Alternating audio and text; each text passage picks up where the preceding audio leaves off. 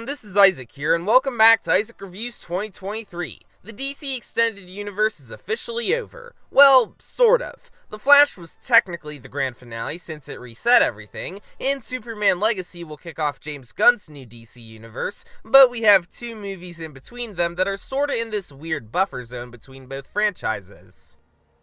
One was Blue Beetle, which could be considered the start of the new DC universe, not to mention the fact that Gunn has plans to include Jaime in future projects, and the other is considered the official finale to the DCEU, Aquaman and the Lost Kingdom. This movie's production was an absolute nightmare. One of the lead actors was found liable for domestic abuse, there were countless reshoots, its marketing campaign was practically non-existent, and the test screenings were received very poorly. And given all these factors, despite me liking the first one, I had next to no hope in Aquaman 2. I was fairly certain it'd be a box office bomb as well, and its opening here in the US seems to be reflecting that initial sentiment I had. But what about the movie itself? How does it stand as the swan song of the DC Extended Universe? Not very well. It sees Arthur, aka Aquaman, taking his place as the King of Atlantis and starting a family with Mera. No word on if she took a dump in their bed though. Anyways, there's this guy, David Kane, aka Black Manta, and he's pissed at Arthur for killing his father, and he'll stop at nothing to avenge him, especially after finding an ancient relic known as the Black Trident, which gives him tons of power, but it makes him more evil. So Aquaman has to stop Kane from destroying the world, all the while receiving help from his brother and the first movie's villain, Orm.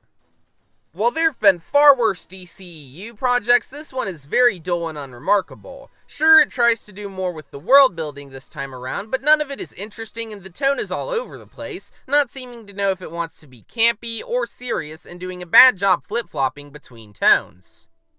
This also applies to the characters. With Arthur and Orm, for example, their rivalry and eventual camaraderie is a major plot point in the film, and it's one that I didn't really get all that invested in. Sure, Jason Momoa and Patrick Wilson's chemistry was on point, but I didn't care about these characters as much as I could have.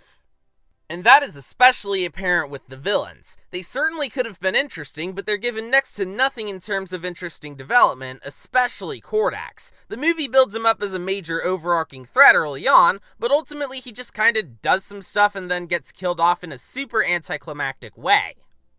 Oh yeah, and I guess I should bring up Amber Heard, since I'm sure you're all wondering how big her role must have been if Warner Brothers kept her after all the controversy she got into. Well, despite being the third actor listed in the credits, she only appears for maybe 20 minutes at best. So while I would have much preferred Amber being recast, hey, I'll take what I can get.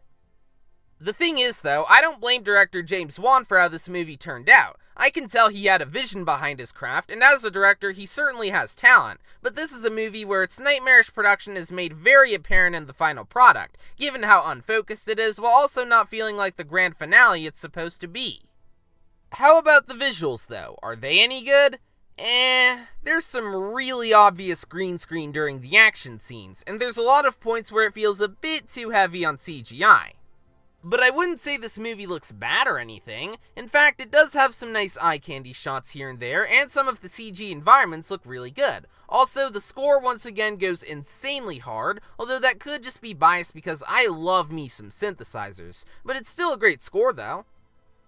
Overall, Aquaman and the Lost Kingdom ends the DCEU by reflecting the quality of a lot of their output, painfully mediocre. It's not terrible or anything, since it does have some enjoyably campy moments here and there, the lead actors are fun, and the score is a bop. Sadly, that does little to redeem its terrible and unfocused presentation, mixed visual quality, and uninteresting character development. If you're a fan of the first Aquaman, I'd say to just wait for this one to come out on streaming. Sure, the DC Extended Universe certainly could have ended on a far worse note, but the note they ended it on is a movie that I'll be giving a 4 out of 10. At least we got Superman Legacy coming out next year. Next time, I'll be talking about The Color Purple. I've only seen the first half hour or so of the 1985 version from Steven Spielberg, but it seems this new musical version has been getting some decent buzz from critics, so I look forward to checking it out. Anyways, thanks for watching this episode of Isaac Reviews 2023, subscribe for more content like this, and I'll see you all next time. Bye!